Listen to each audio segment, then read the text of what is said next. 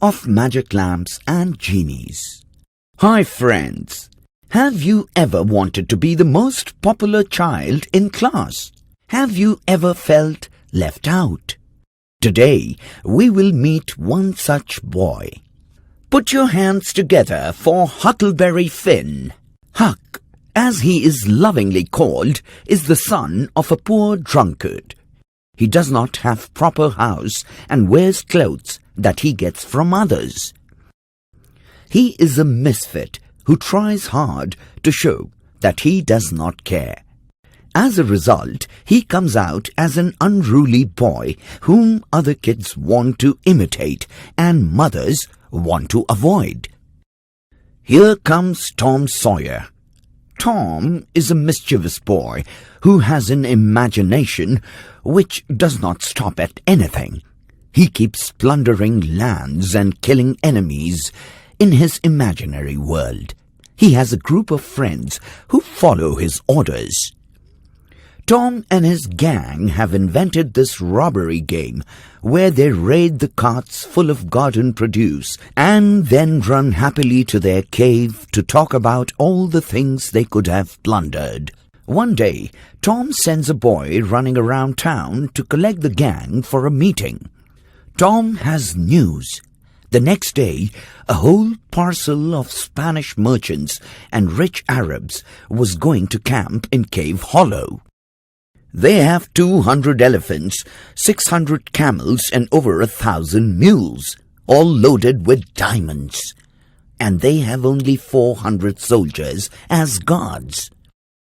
The boys waited in ambush, ready to loot and plunder. Huck was also a part of the group, but to Huck's surprise, there were no Spanish merchants and rich Arabs, just a Sunday school picnic. That too of primary school children.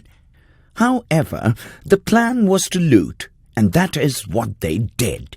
They charged like wild, drove the children away. And what did they get in return? A few donuts, some jam, a rag doll, a hymn book, and a tract. Huck realized that all of it was a story right out of Tom's imagination. He tells Tom that it is all his imagination and there are no merchants and Arabs. Tom calls him a stupid fellow. He said that the enemies are magicians. There were merchants and Arabs, but they have been turned into school children because the enemies know that we are here. It is all an enchantment. Tom tells him of how magicians have genies who are as tall as trees and big and round like churches. These genies can do anything for their masters. Huck is curious now to know how this genie appears, to which Tom tells him that he can get one by rubbing a lamp or an iron ring hard. Tom goes on to describe how genies built palaces and fetch princesses from China at the drop of a hat. Huck does not understand why the genie works for others when he himself can keep everything.